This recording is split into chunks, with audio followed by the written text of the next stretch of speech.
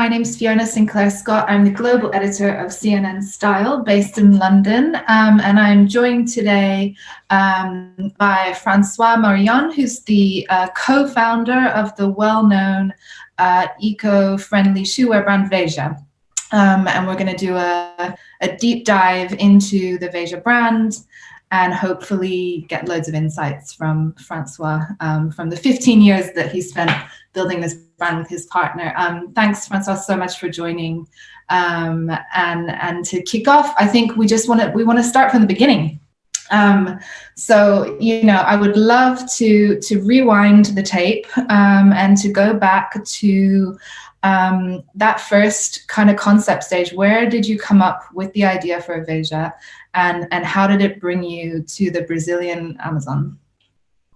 Hi. Well, first, thank you for having me. I'm very happy to be with Fashinnovation today. To go back to the first moment, it all started with a bottle of vodka. Maybe it's not very politically correct to say that, but it's true. And so one night in New York City, it all started actually in New York City. Me and Sébastien, so he's one of my close friends and now my business partner, we bought a bottle of vodka and we decided to go up on a roof and to start drinking it and dreaming about how our life would be. We were 23 years old at the time, and we were working in investment banks. It was like our first jobs after college. And it is to say that we were really not happy with our lives, and that we could not see ourselves living this life. And we had the impression that we were living in the skyscrapers in New York, and that the real people, the real world was living on the streets and in the world. And so we decided that it was time to go down to the world, and we decided to spend 1 year on the ground studying sustainable development projects. So at the time, we didn't have the Veja idea, but we had the idea to go on the ground, and we studied 56 sustainability projects carried out by companies all around the world. So it was 1 year travel, studying all these different projects. It was mining in South Africa, it was cattle in Brazil, it was agroforestry in Brazil, it was also factories, garment factories in China. So we discovered the real world, how things are made, how the world works. And at the time, we had an idea to make, not to make a shoe, but to make, we wanted to create a consulting firm and to help companies improve their sustainability. It was really new at the time, And actually, after what we've seen, we decided it was time for us to really do it, and not only advise people on how to do it, but to take a product and try to do it as much as possible. And so when we came back from the whole trip, we decided that we wanted to act to really do it, instead of just advising people to do it. And so we chose a product that we love. Because for us, it's important to be engaged in something that we actually care. And so we are crazy about shoes, about sneakers, since we were teenagers, and we share this passion with Sébastien. So it was very obvious that we chose this product. And also we thought that it was kind of a symbolic product to look at, because in a way, sneakers, they're a symbol of the exploitation from the south by the north. It was one of the first industries to go to cheap labor countries to be made. So we thought it was interesting to work on that particular product. And so the idea was, and still is, how to make sneakers creating a positive impact all along the supply chain. And so two questions. One, this global road trip that you went on initially. So all of that was kind of self-funded. You guys just decided that you were going to go out and do this. How, because I think the question for young people who are maybe considering taking that enormous leap of faith and doing something for their own is, the first question is, okay, how do I fund this huge actually risk? it was funded by the companies that we studied. So it was a kind of a study project, like study or consulting project. You can name it either one or another. And for the companies, it was reasonably cheap. I mean, we covered 10,000 euros. We asked them 10,000 euros to study like one of their supply chains. And for us, it was really like the occasion to go down, to stop looking at presentations and going to the factories, going to the stores, and realizing that the only way to change things, like to have a positive impact, is actually to change the way the products are made and not only the byproducts. So, for example, one example that was interesting, we went to China and went to a supermarket from Carrefour, the big supermarket chain in China. And they were so proud to show us what they were doing. Like they were collecting money for the panda in China and saving the panda through a money collection at the cash register. And we said, it's great, but it's just not what we believe the future of sustainability is. When 50 kilometers from your store, we know that there are some local organic producers that are producing fruits and vegetables. And for us, the real sustainability is try to start working with these producers and include them in your product range instead of selling the regular thing and then try to save the panda. So I think this is an example that we realized that, and this is also why we didn't enter the sustainability area with a consulting firm, because we realized the clients, the companies, they had been built on with another software, let's say, that was still this software where you do your business as usual, and then you try to correct, or you have some nice projects where you try to do good. And for us, the idea was, no, we think about a product, and since the beginning, we think about the materials that we're going to use, where are we going to produce, and all the ingredients and all the suppliers, and try to have the less negative impact, and if possible, try to have a positive impact. Mm-hmm. So you decided that you wanted to work on a sneaker. You knew that you wanted to have a lot of control over the products you were using, how it was made. If I can tell the story correctly, and I'm sure you'll tell me if I get this wrong, you were thinking about the base of a shoe, and typically, that often is made with plastic, which is obviously very bad. You looked at the Converse, the sort of vintage Converse sneaker, and that took you to rubber. And that sort of started your journey towards Brazil, right? So tell us about that first kind of how your first trip to Brazil, and sort of what you did from there, I guess. I think we fell in love with Brazil even before we decided to do Veja, because during that study, during that world tour, we studied a supply chain, a fair trade supply chain in the Amazon forest, which was not rubber. It was the palm hearts for a small fair trade company in France, and we visited their project. And that was really what inspired us, because there we saw a direct commercial relationship between a small company in France and a small cooperative right in the middle of the Amazon. And they had a tremendous positive impact on the economy, because the product of the forest was valorized through this business, and the direct consequence was the preservation of the forest. And when we saw that, we were like, okay, this is what we want to do, to use business as a tool for forest preservation, for the environment, and so when we came back and we decided to do shoes, we had the Amazon forest in the back of our minds, and we already knew that rubber is the best material to make soles, and still a lot of shoes are made with rubber soles, the best ones. But most of the rubber that is used is a petrol-based rubber, which is not real rubber; it's synthetic, or sometimes it comes from plantations, mostly in Asia. But in Brazil, we found out that there is still the wild rubber, the rubber that was there, that is still there, and that nobody planted. So it's a bit more tricky to collect because the trees are scattered in the forest, in the Amazon forest. But the beauty of it, if you collect the rubber in the trees, or let's say, in order to collect the rubber in the trees, you need to maintain the whole forest, because if you cut down trees around the rubber trees die. So that is to say, when we work with the rubber tappers, their activity in the forest maintains the whole forest around them.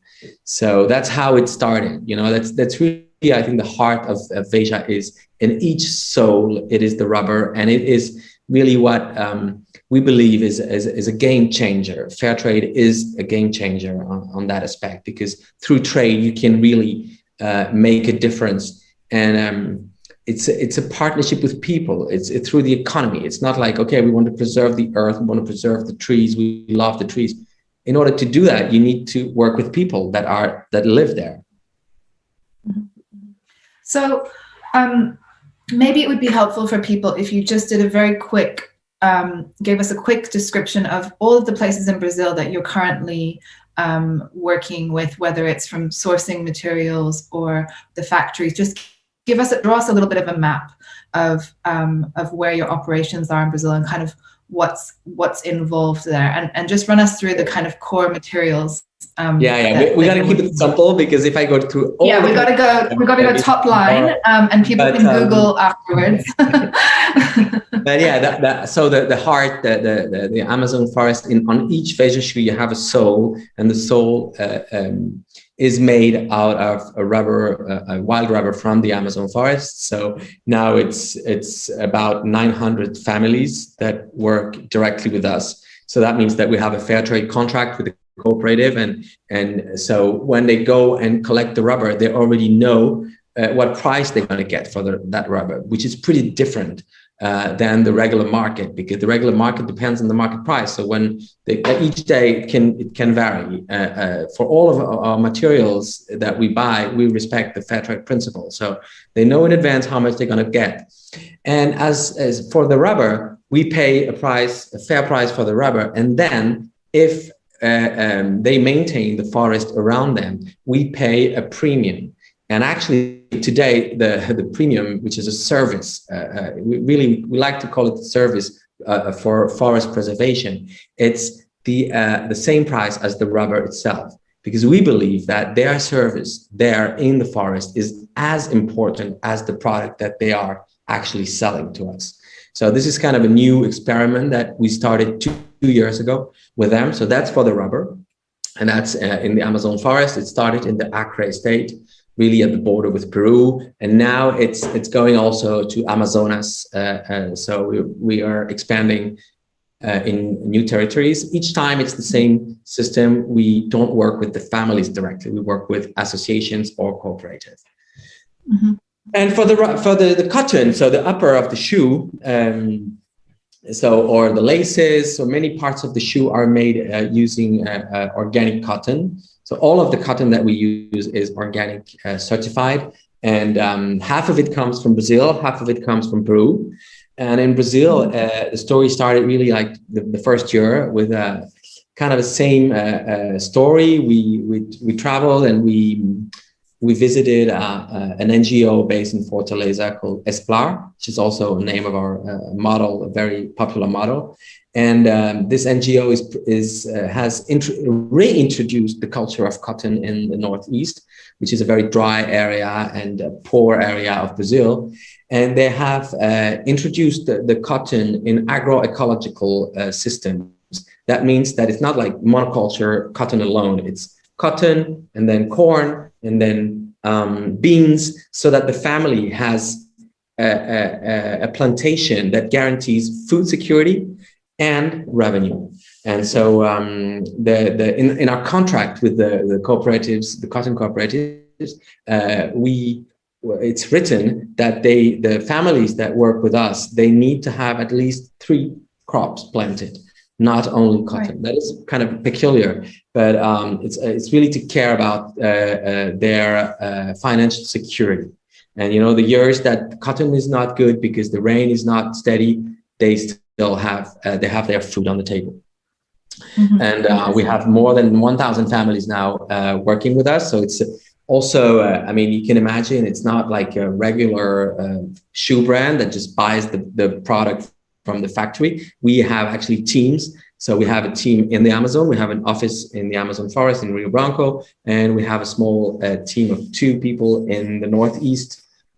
So where they can travel to the local communities and visit them and take care about the certification, organic and fair trade and all this. So that's kind of we continue with this kind of adventurous, I think, journey. We love to be in contact with the people, with the families. It's part of our brand. And as you were kind of building this ecosystem of different locations where you're sourcing and working with different groups of people, what were some of the challenges in the early days that you came up against? You're 2 French guys. You don't initially speak the language. You're in a completely different country with a completely different culture, doing something, taking this huge risk. What were some of the things that really scared you as you were kind of initially trying to set up, your basic operation, I guess? The first years have been really great, and really, I think we can say that we have not lived through any struggle. And I think it's the opposite. We met amazing people, and actually, our project was just to connect these amazing projects together, because we did not create this energy neither in the Amazon forest or in the Northeast. These projects were existing, but we just arrived, I think, at the right time, at the right place, because we had a demand for these products, and we had a product that could give value to these products. So of course, we had a little struggle in the beginning because our quantities were low. So, in the cotton, you need to reach a certain quantity in order to make, to have the industrial part set up. But, we were young, and in Brazil, we found really like amazing people that helped us, factory owners that said, okay, we'll give it a shot. We like the project, we like the idea. And I think really it was also a time in Brazil where we had, it was really like a happy time these years. Like when we arrived in Brazil, Lula just got elected, and there was that a lot of energy towards alternatives and social, ecological alternatives. So I think we arrived and we were taken by this movement, and for us it was actually quite easy. And of course, and as you said to me in a conversation we had before this, you set up the business in a very different Brazil to the Brazil that we look at now. And I'm sure that's come with some challenges. Tell me a little bit about that. Tell me about what it's like to run a business, out of Brazil now. I know you're in France too, but our headquarters are in France, and so in the beginning we were mostly only selling in France and producing in Brazil, and then actually I moved to Brazil and I created the brand there. So we also sell in Brazil, and we have a team there. We have 50 people now in Brazil. So I think we have really like a double nationality in terms of company, and we love that because it's so different, the French and the Brazilian mentality. It's like, if we make it very simple, but it's like the Cartesian, very positivist and very pragmatic side, and on the other side, the Brazilian soul, this great energy. And so it's still an amazing pleasure to work in Brazil. But of course, it's not the same political scenario. Of course, and as we are very, on the day-to-day, we work in the Amazon forest, the scenario has changed.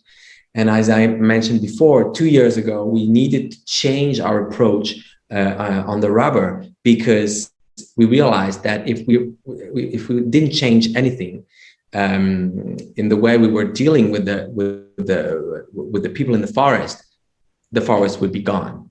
Because, you know, there is a huge pressure on the people living in the forest for them to go into forest destruction. And it's not evil. It's not because these people are evil and they want to destroy it because they want the end of the world or anything like that.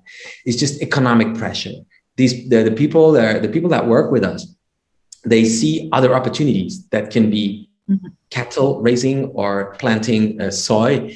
For them, it's a dream because they can be rich, and, you know, they live with these dreams. And the difference is that before, the political situation, the political scenario was that the politics was on our side, let's say, to try to prevent this from happening. And now it has changed. The political has shifted, and now they are more like there's an incentive for this agribusiness to invade the forest. So it has been a resistance before, because, I mean, we are still, even before Bolsonaro was elected, the agribusiness was already very strong and trying to invade all of this area. But I think now the resistance is even bigger. At least now we know what is in front of us.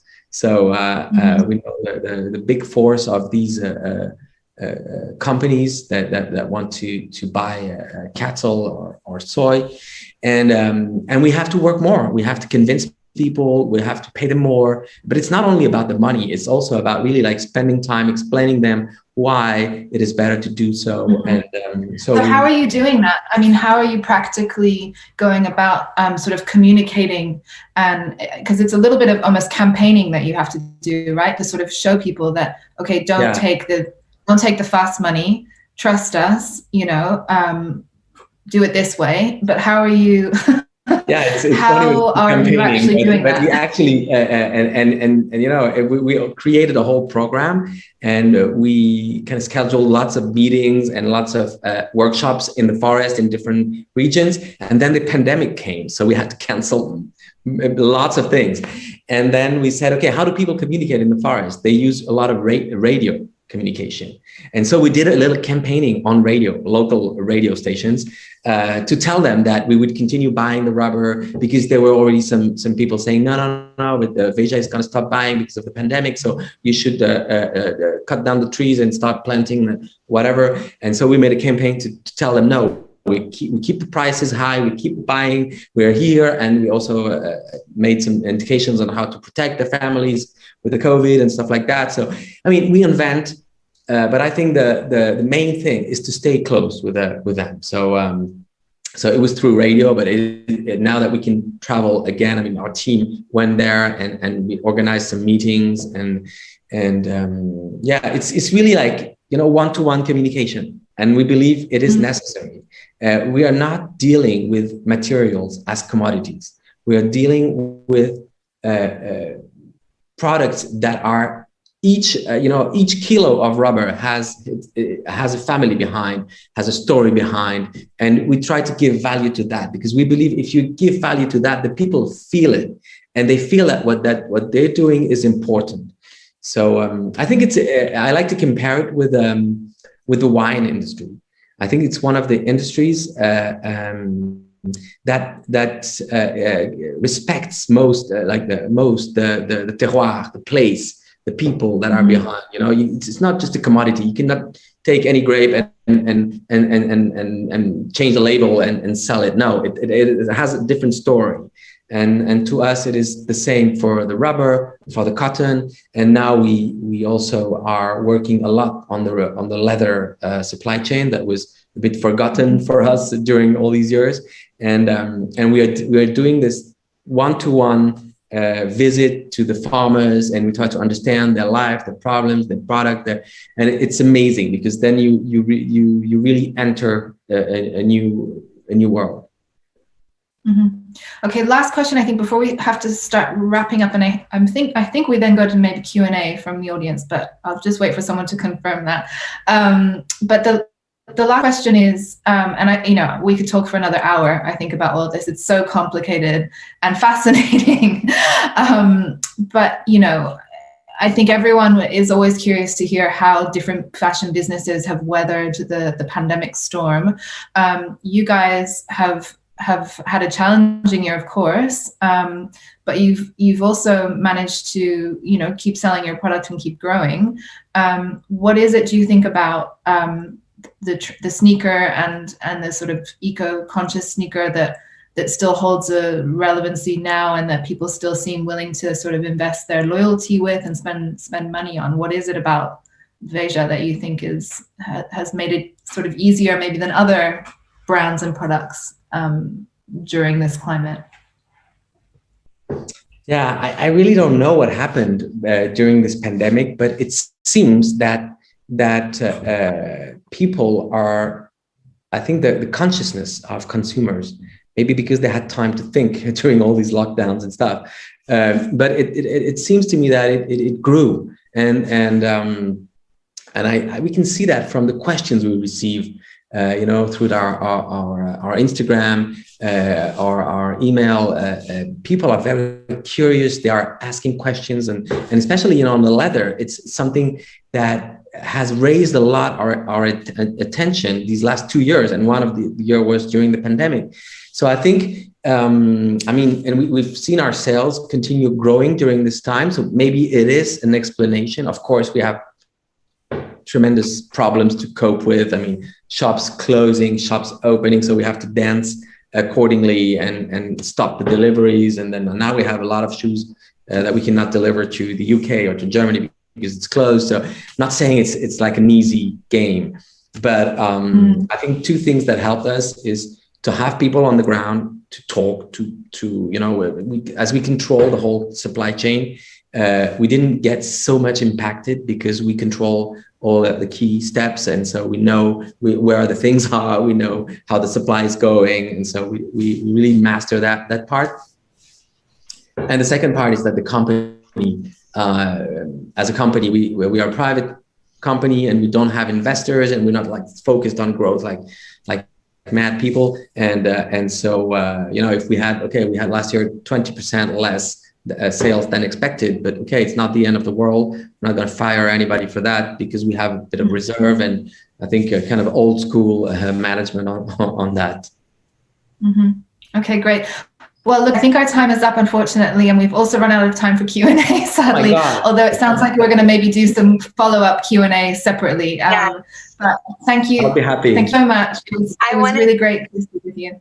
I just wanted to jump in here, and I want to thank both of you. And honestly, this conversation from the beginning with a bottle of vodka to comparing it to the wine industry, you had me at hello and goodbye. But on a serious note, I do have to say we're huge fans of the brand, as the world is. And I loved what you said about taking business as a tool for forest preservation. Funny enough, we started off with the UN this morning, and Hindu Abraham, she talked about how the importance of nature when it comes to the fashion industry. And I think that you guys are an exemplary example of that. And so I just really want to thank you, Francois.